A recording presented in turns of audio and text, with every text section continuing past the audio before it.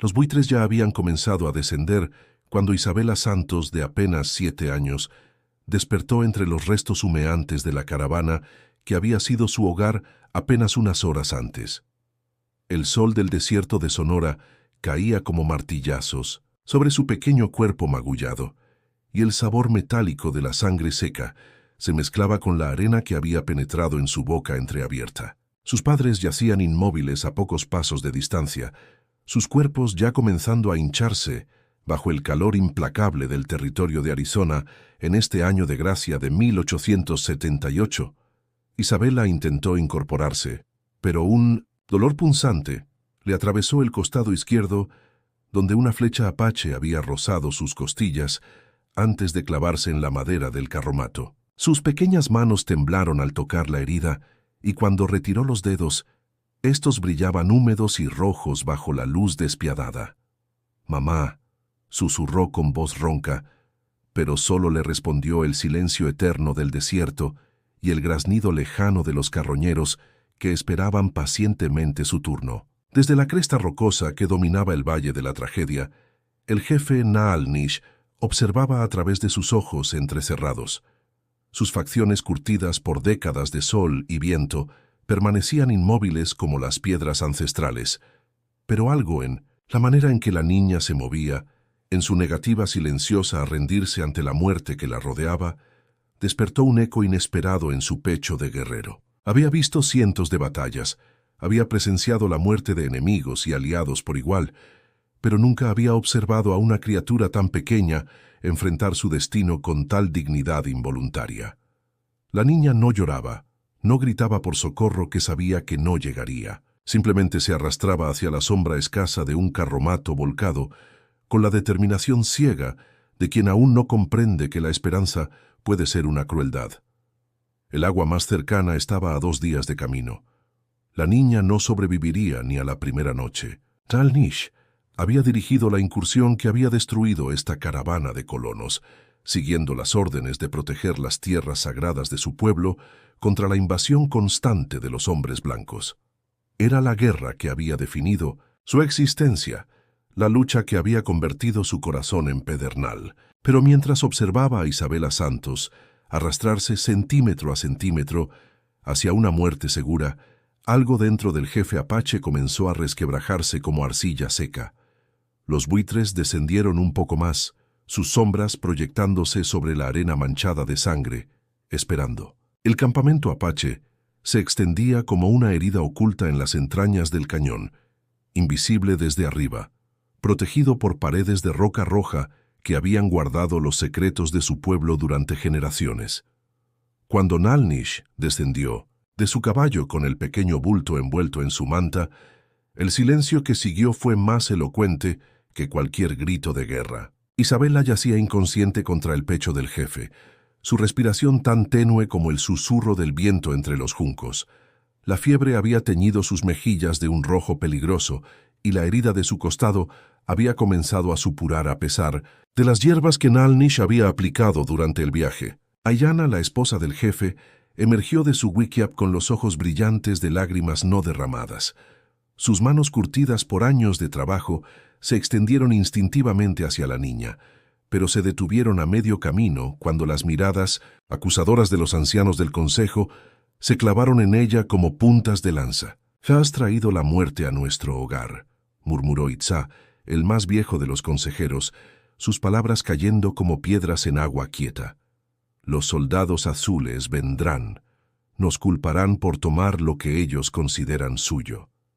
Naalnish no respondió inmediatamente. Sus ojos permanecieron fijos en el rostro febril de Isabela, estudiando las facciones delicadas que hablaban de una vida que apenas había comenzado. En los labios entreabiertos de la niña podía ver el eco de palabras en español que nunca había aprendido, en sus párpados cerrados, los sueños de una existencia que ya no existía. «Es solo una niña», dijo finalmente Ayanna, y su voz tembló con la autoridad de quien había perdido 3 hijos propios en las incursiones de los soldados. ¿Acaso somos tan crueles que dejaremos morir a un cachorro abandonado? El consejo se agitó como hojas secas al viento. Voces se alzaron en dialecto apache. algunas ásperas con la ira del pragmatismo, otras suaves con la compasión que la guerra no había logrado erradicar completamente. «Los blancos no muestran misericordia con nuestros pequeños», escupió Kuruk, un guerrero cuyo hijo había muerto en Fort Apache. «¿Por qué habríamos de mostrarla nosotros?» Nalnish levantó la mano, y el silencio cayó como una manta pesada sobre el grupo. Cuando habló, su voz llevaba el peso de décadas de liderazgo y la autoridad incuestionable de quien había guiado a su pueblo a través de los años más oscuros. «Esta niña no eligió nacer blanca», dijo lentamente, cada palabra medida como granos de maíz sagrado. «Así como nosotros no elegimos nacer apache, pero el Gran Espíritu puso su vida en mis manos». Isabela se movió ligeramente entre sus brazos, sus labios susurrando algo ininteligible en su delirio. El destino de una niña perdida pendía en el aire del cañón como humo de ceremonia. La fiebre había quebrado durante la tercera noche, dejando a Isabela tan débil como un pájaro recién salido del cascarón.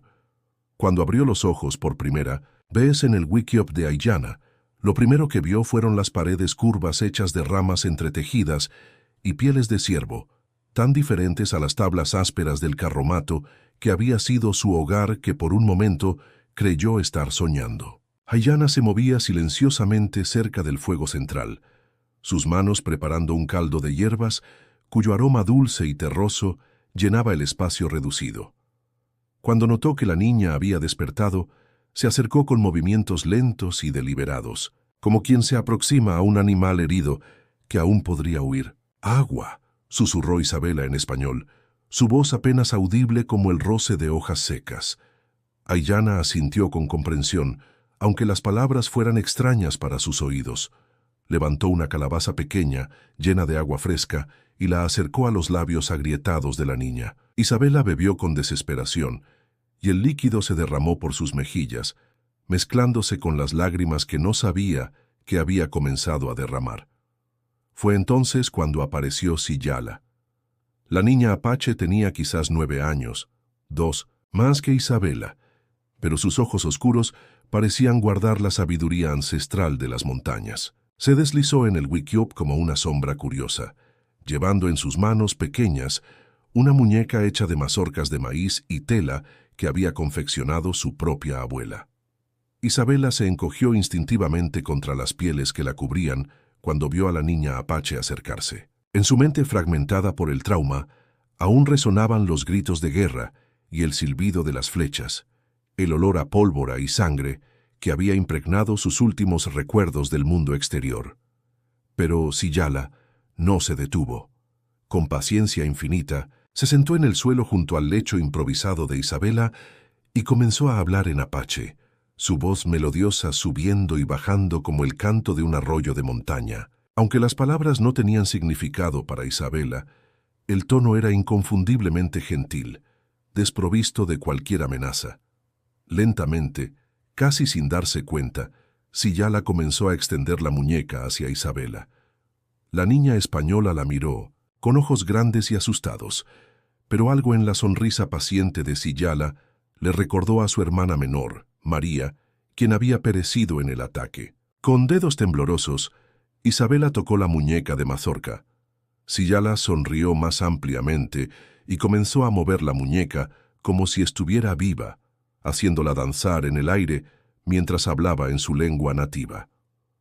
Por primera vez desde la masacre, Isabela sintió algo parecido a una sonrisa tirar de las comisuras de su boca. Aiyana observaba desde su lugar junto al fuego, y sus ojos se llenaron de una emoción que no había sentido desde que sus propios hijos habían partido al mundo de los espíritus. El fuego del consejo crepitaba en el centro del círculo sagrado, mientras las sombras danzaban sobre los rostros curtidos de los ancianos como espíritus inquietos. Nalnish sentía el peso de cada mirada posada sobre él, algunas llenas de respeto, otras cargadas de dudas que crecían como maleza venenosa en su corazón. Isabela se escondía detrás de un grupo de mujeres que tejían canastas en la periferia del círculo, sus ojos azules brillando como fragmentos de cielo atrapados en la oscuridad.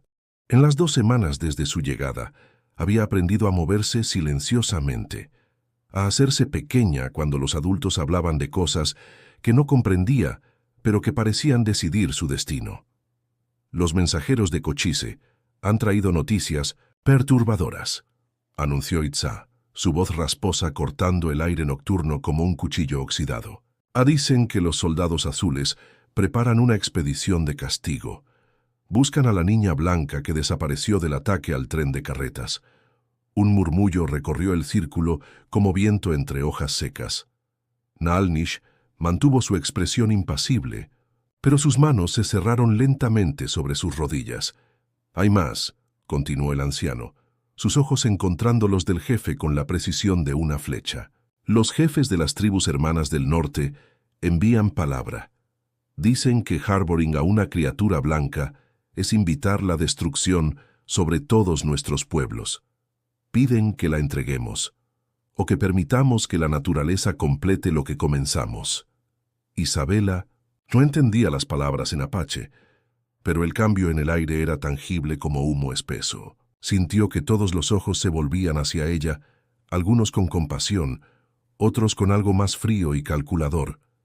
Se acurrucó más profundamente entre los pliegues del vestido de una de las mujeres. Kuruk se puso en pie, su figura imponente, proyectando una sombra larga sobre las llamas. «Mi hermano Naalnish», dijo, usando el término de respeto, aunque su voz temblaba con frustración contenida. «Tu corazón es noble, pero un jefe debe pensar con la cabeza, no con el corazón. Esta niña es una sentencia de muerte para nuestros hijos». Naalnish se levantó lentamente, cada movimiento medido y deliberado. Cuando habló, su voz llevaba la autoridad de décadas de liderazgo, pero Isabela, incluso sin entender las palabras, pudo detectar algo nuevo en su tono, la primera fisura de incertidumbre. «He escuchado las preocupaciones de nuestros hermanos», dijo el jefe, mirando las llamas que se alzaban hacia las estrellas, «y sé que el camino que hemos tomado no está libre de espinas». Se volvió hacia donde Isabela se escondía, y por un momento sus ojos se encontraron a través del humo ondulante. Pero algunos caminos, una vez iniciados, no pueden abandonarse sin perder algo esencial de lo que somos. El silencio que siguió fue más pesado que el plomo. El sol del amanecer convertía el desierto en un mar de oro líquido cuando Naalnish llevó a Isabela al lugar donde los jóvenes guerreros aprendían las habilidades que mantendrían vivo a su pueblo. Sus pequeños pies descalzos se movían silenciosamente sobre la arena, siguiendo las huellas profundas del jefe con una determinación que había cristalizado durante las noches de susurros y miradas hostiles. «Si vas a vivir entre nosotros», había dicho Naalnish la noche anterior, sus palabras mezclando apache y los fragmentos de español que había aprendido de comerciantes, «debes demostrar que perteneces aquí». Los guerreros jóvenes ya estaban reunidos en círculo cuando llegaron, sus cuerpos bronceados brillando con el sudor del entrenamiento matutino. Cuando vieron a Isabela acercarse con el jefe, algunos intercambiaron miradas que hablaban más claramente que cualquier palabra Yassi. El hijo del guerrero Kuruk fue el primero en hablar. Sus 16 años le daban autoridad entre los más jóvenes, y su resentimiento hacia la niña blanca había crecido como cactus espinoso desde su llegada. «¿El gran jefe Naalnish nos trae ahora una muñeca blanca para entrenar?», preguntó, en apache, provocando risas ahogadas entre algunos de sus compañeros. Isabela no necesitaba entender las palabras para captar el veneno en su tono. Levantó su barbilla con la misma dignidad que había mostrado arrastrándose hacia la sombra del carromato volcado, y sus ojos azules se encontraron directamente con los del joven guerrero. Naalnish se acuclilló junto a ella, tomando un arco pequeño que había tallado específicamente para sus manos diminutas. «En la guerra», murmuró en su mezcla de idiomas, «el tamaño del guerrero importa menos que el tamaño de su espíritu». Le mostró cómo sostener el arco, cómo colocar la flecha, cómo respirar antes de soltarla. Isabela tembló al principio, sus dedos luchando con la cuerda tensa, pero la memoria de su supervivencia en el desierto alimentaba su determinación. Su primera flecha se desvió ampliamente del objetivo. La segunda se clavó en la tierra a 3 pasos de distancia. Jassy se rió abiertamente, pero Isabela simplemente tomó otra flecha y volvió a intentarlo. La 10ª flecha rozó el borde del objetivo de corteza. La 20ª se clavó cerca del centro. Cuando el sol alcanzó su cenit, Isabela había silenciado las risas. Sus pequeñas manos sangraban por las rozaduras de la cuerda, pero no había derramado una sola lágrima ni había pedido descanso. Nalnish observaba con algo parecido al orgullo paternal hinchando su pecho. «Suficiente por hoy», dijo, finalmente, pero Isabela negó con la cabeza. «Una más», susurró en español. Luego repitió las palabras en el apache que había estado aprendiendo de Siyala. «Alá anda ahí». La flecha final cortó el aire del desierto y se hundió en el corazón del objetivo. Jassy dejó de sonreírla. Polvareda en el horizonte apareció como una herida amarilla contra el cielo azul del desierto, y el vigía apache que la avistó sabía que no eran comerciantes ni viajeros perdidos. El galope organizado y la formación disciplinada solo podían significar una cosa: soldados azules. Isabela estaba practicando con su arco cuando el grito de alarma resonó por el cañón.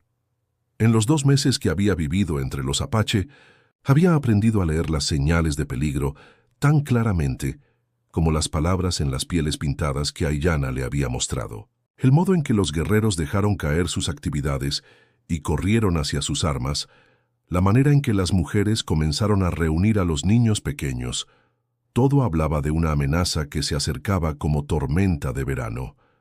Nalnish apareció, a su lado en segundos, su rostro una máscara de concentración feroz. «Ven conmigo», le ordenó en apache, una lengua que Isabela ahora comprendía con fluidez sorprendente para sus 8 años. Desde el punto de observación en la cresta, pudieron ver la columna de caballería aproximándose. 30 hombres en Minamsintochin, uniformes azules polvorientos, sus sables brillando bajo el sol implacable. Al frente, cabalgaba un oficial de rostro curtido, cuya postura en la silla hablaba de años de campañas en territorio hostil. «Capitán Morrison», murmuró uno de los guerreros que había servido como explorador cerca de los fuertes. «Es conocido por su persistencia». Isabela sintió que algo frío se asentaba en su estómago como piedra de río. Aunque había encontrado una familia entre los apache, su cabello rubio y sus ojos azules la marcaban como extraña de manera tan visible como una estrella en pleno día. Sabía, con la certeza instintiva de quien había sobrevivido al abandono, que estos soldados venían por ella. La columna se detuvo a tiro de rifle del cañón. Morrison levantó una bandera blanca, pero su otra mano descansaba visiblemente sobre la culata de su revólver. Junto a él, un sargento de piel morena y bigote espeso escudriñaba las rocas con ojos entrenados para detectar emboscadas.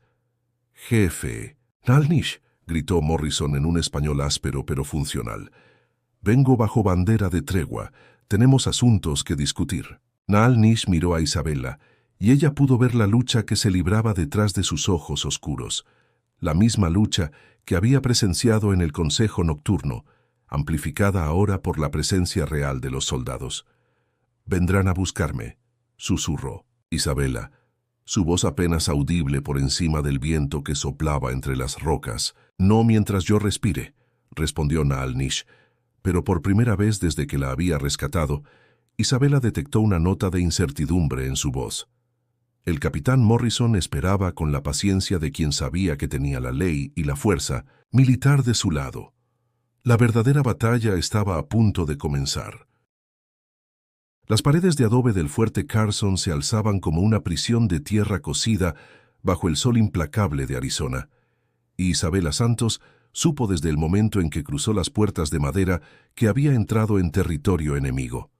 Los soldados la miraban con esa mezcla de curiosidad y lástima reservada para los despojos de guerra, pero ella mantenía su barbilla alta con la dignidad que había aprendido de Nalnish. El capitán Morrison la condujo a través del patio polvoriento, hacia los cuartos del comandante, donde una mujer de mediana edad con vestido negro y expresión agria esperaba con las manos cruzadas sobre su regazo. Señorita Pemberton viene de la Sociedad de Damas Cristianas, explicó Morrison en inglés, esperando que Isabella respondiera en el mismo idioma. Está aquí para ayudarte a reintegrarte a la civilización. Isabella lo miró fijamente y respondió en apache puro. No entiendo las palabras de los soldados azules. El impacto de sus palabras fue inmediato. La señorita Pemberton se irguió como si hubiera sido abofeteada, y Morrison frunció el ceño con una mezcla de frustración y sorpresa.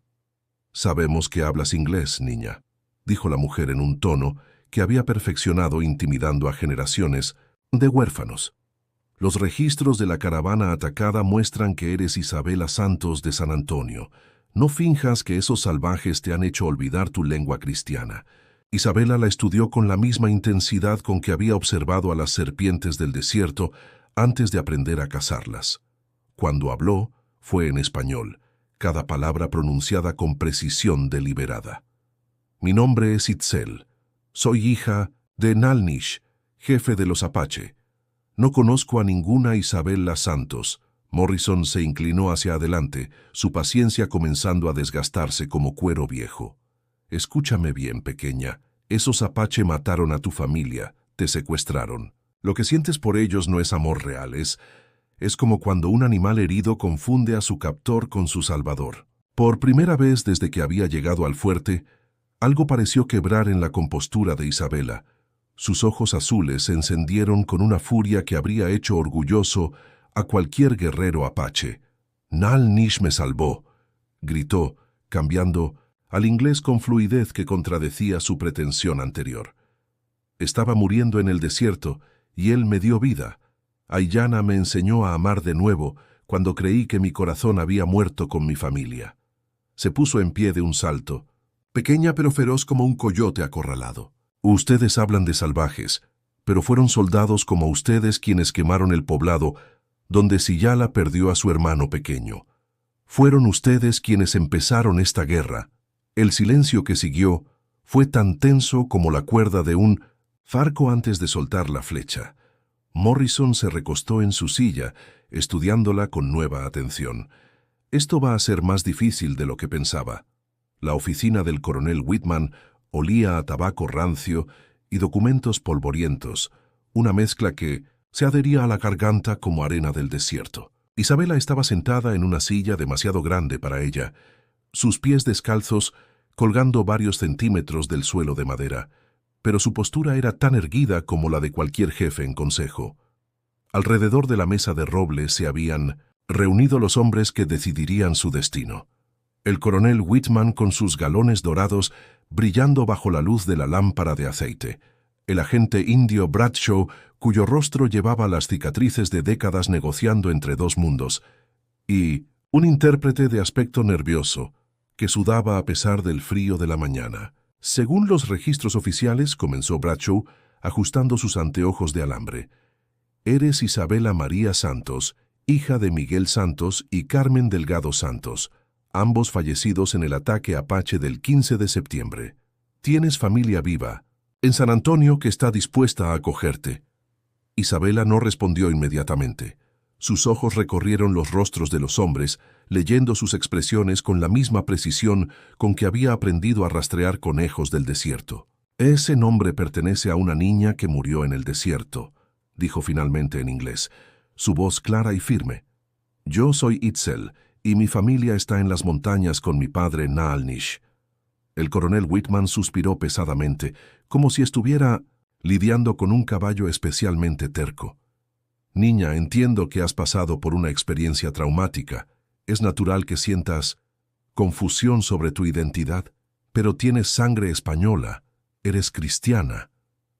«¿Y qué importa la sangre?», interrumpió Isabella, su voz subiendo con una pasión que habría hecho que Nalnish se sintiera orgulloso. «Decidió mi sangre quien me recogió cuando estaba muriendo. Decidió mi sangre quien me enseñó a sobrevivir, a ser fuerte, a encontrar alegría después de la pérdida». Se puso en pie, sus pequeñas manos apoyadas sobre la mesa como una guerrera declarando guerra. «Aiyana me cantó canciones de cuna cuando gritaba en mis pesadillas. Siyala compartió conmigo su muñeca de maíz cuando no tenía nada. Nalnish me enseñó que el valor no viene del tamaño del cuerpo, sino del tamaño del espíritu. ¿Qué me ha dado su mundo civilizado? ¿Una tía en San Antonio que nunca se molestó en buscarme?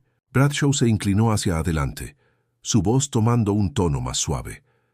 Isabela, Itzel, si te quedas con los Apache, solo conocerás guerra, hambre, vida dura. Con tu familia verdadera, tendrás educación, un futuro próspero, la protección de la ley, la protección de la misma ley que permite a los soldados quemar poblados y matar niños, replicó Isabela. No, señor, ya he visto su protección. El silencio se extendió por la habitación como humo espeso. Finalmente, el coronel Whitman habló. La decisión no es tuya, niña. Eres menor de edad. Los ojos de Isabela brillaron con determinación férrea. Entonces, tendrán que arrastrarme. La luna nueva había sumergido el desierto en una oscuridad absoluta, cuando las sombras comenzaron a moverse entre los muros del fuerte Carson. Isabela yacía despierta en el catre de la enfermería, donde la habían confinado después de su declaración desafiante, sus oídos sintonizados con cada sonido nocturno, como Nalnish le había enseñado durante sus lecciones de supervivencia.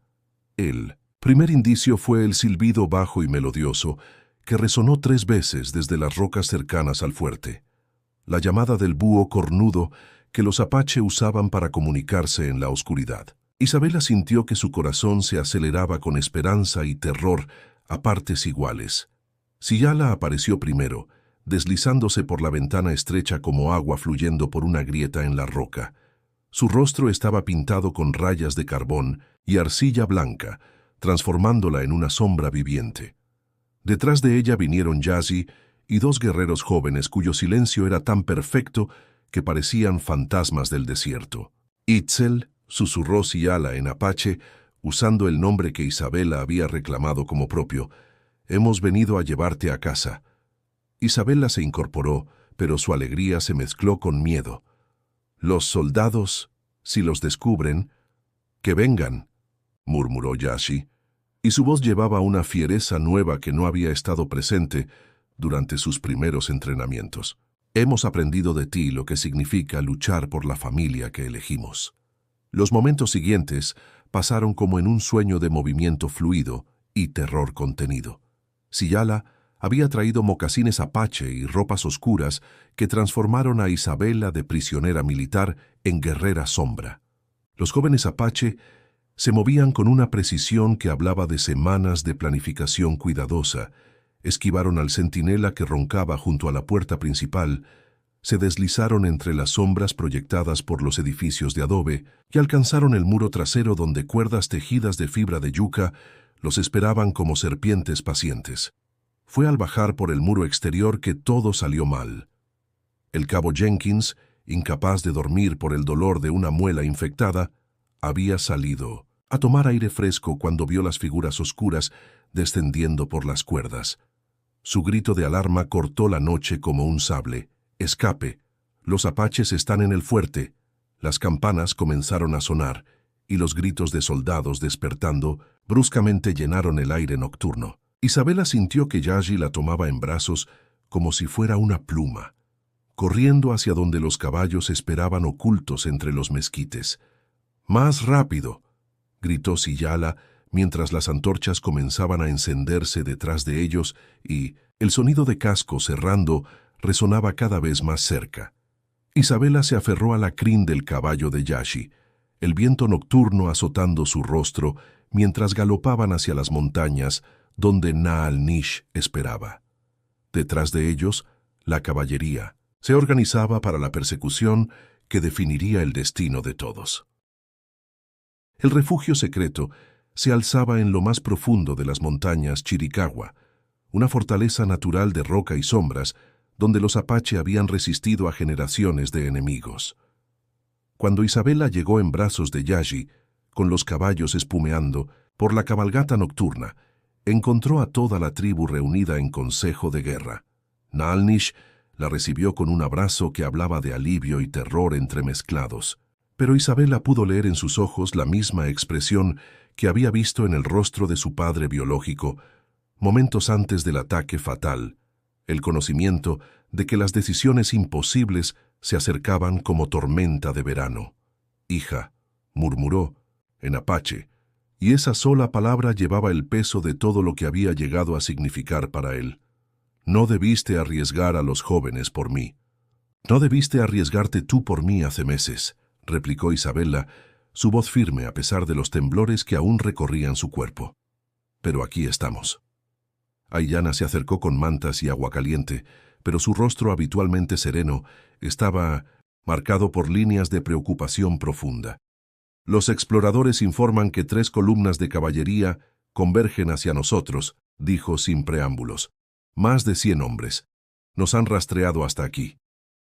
El silencio que siguió fue más pesado que las rocas que se alzaban sobre sus cabezas. Isabela sintió que todos los ojos del consejo se posaban sobre ella, algunos con amor, otros con resentimiento apenas contenido, pero todos con la certeza terrible de que su presencia había traído la destrucción a su pueblo. Itzá, el anciano, cuyas profecías rara vez fallaban, se levantó con movimientos que hablaban de la artritis que carcomía sus huesos. «El momento que temíamos ha llegado», dijo, su voz como viento entre tumbas. «Los soldados azules no se retirarán esta vez. Vendrán con cañones y fuego. ¿Qué entonces luchamos?», declaró Kuruk, su mano descansando sobre la empuñadura de su cuchillo. «¿Luchamos?», rugió Itzá. «¿Contra 100 soldados bien armados, con nuestros niños y ancianos atrapados en este cañón sin salida?» Sus ojos se clavaron en Isabela con una intensidad que la hizo retroceder. «Todo esto por una niña que ni siquiera lleva nuestra sangre». «Basta», gruñó Nalnish, pero su voz careció de la autoridad habitual. Isabela se puso en pie lentamente, sintiendo el peso de décadas futuras en sus 8 años. «Iré con ellos», dijo simplemente. «No permitiré que mi familia muera por mí». «No». Aiyana y Naalnish hablaron al unísono, pero Isabela ya había comenzado a caminar hacia la entrada del refugio. «Si me aman», dijo sin volverse, «me dejarán salvar a quienes amo». El eco de cascos errando resonó en las paredes del cañón cada vez más cerca. Naalnish cerró los ojos, y cuando los abrió, el peso del liderazgo había envejecido su rostro una década. La decisión más difícil de su vida se acercaba con la inevitabilidad del amanecer. El valle neutral donde se había acordado la reunión se extendía como una cicatriz pálida entre las montañas rojas, un lugar sagrado para los apache donde la sangre nunca había sido derramada y donde las palabras tenían más poder que las armas. Banderas blancas ondeaban de ambos lados como palomas cansadas, y el aire matutino vibraba con la tensión de decisiones que alterarían el destino de una niña y quizás de 2 pueblos enteros. Isabela caminaba entre Naalnish y Aiyana, vestida con las ropas tradicionales apache que había llegado a considerar su verdadera piel. Sus trenzas estaban adornadas con las plumas de águila que marcaban su estatus como hija adoptiva del jefe, pero sus ojos azules la señalaban inequívocamente como producto de 2 mundos que parecían destinados a chocar eternamente. El gobernador territorial Hamilton había llegado desde Tucson con una escolta reducida pero impresionante, su uniforme civil impecable contrastando dramáticamente con las ropas de campaña polvorientas de los oficiales militares que lo flanqueaban. El capitán Morrison estaba presente, su rostro una máscara de frustración profesional, junto al agente indio Bradshaw, quien parecía haber envejecido una década en las semanas transcurridas desde la audiencia en el fuerte. «Señor gobernador», comenzó Naalnish en el español trabajoso que había perfeccionado para estas ocasiones diplomáticas. «Venimos aquí no como enemigos, sino como un padre que lucha por su hija». Hamilton estudió a Isabela con la atención de quien evaluaba ganado valioso. «Y sin embargo, jefe Naalnish, esta niña es ciudadana de los Estados Unidos, de sangre española, y según nuestras leyes».